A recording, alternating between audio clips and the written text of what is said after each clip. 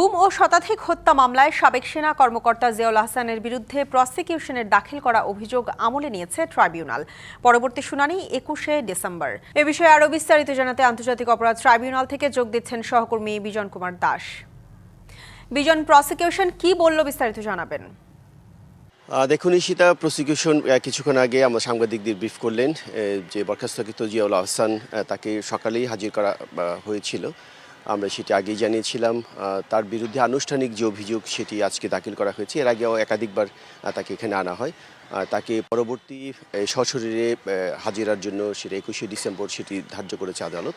আর এমনি আগে জানিয়েছিলাম যে আনুষ্ঠানিকভাবে তার বিরুদ্ধে গুম খুন সহ ৩টি অভিযোগ আনুষ্ঠানিক দাখিল করা হয়েছে। আপনি জানেন যে আজকে প্রসিকিউশন বললেন যে আসলে সুনির্দিষ্ট অভিযোগ পাওয়া গেছে, হত্যার অভিযোগ পাওয়া গেছে ৫০টির বেশি, এবং সেই ৫০টি যে খুন করেছেন সেটি সরাসরি এর মাস্টার মাইন্ড ছিলেন জিয়াউল আহসান। নতুন এবং ফিরে আসা গ্রাহকদের জন্য নগদে চলছে ক্যাশব্যাক সহ প্রতিদিন হাজারো উপহার জেতার সুযোগ। হবে আশা আর ফেরা সারপ্রাইজ সেরা। এবং শেখ হাসিনার নির্দেশে এগুলি তারা করেছিলেন, এবং এই ৫০টি খুন তারা কোথায় কিভাবে করেছেন সেটারও বর্ণনা দিয়েছেন সাংবাদিকদের কাছে। এতে বলছেন তার বিরুদ্ধে আরও ৩০০ থেকে ৫০০-র মতো খুনের অভিযোগ আছে, সেই কথাগুলো তারা বলছেন।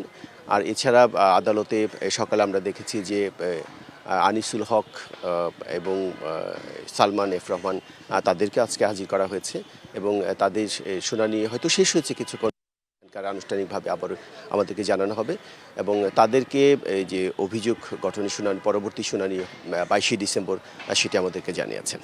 তো আপাতত এই ছিল এখান আদালত থেকে আমার কাছে সবশেষ খবর। আমরা অপেক্ষা করছি পরবর্তী যে প্রসিকিউটর আমাদের সাথে কথা বলবেন, সেই জন্য আমরা অপেক্ষা করছি। এই ছিল আমার কাছে এখানকার সবশেষ খবর। বিজন, আপনাকে ধন্যবাদ।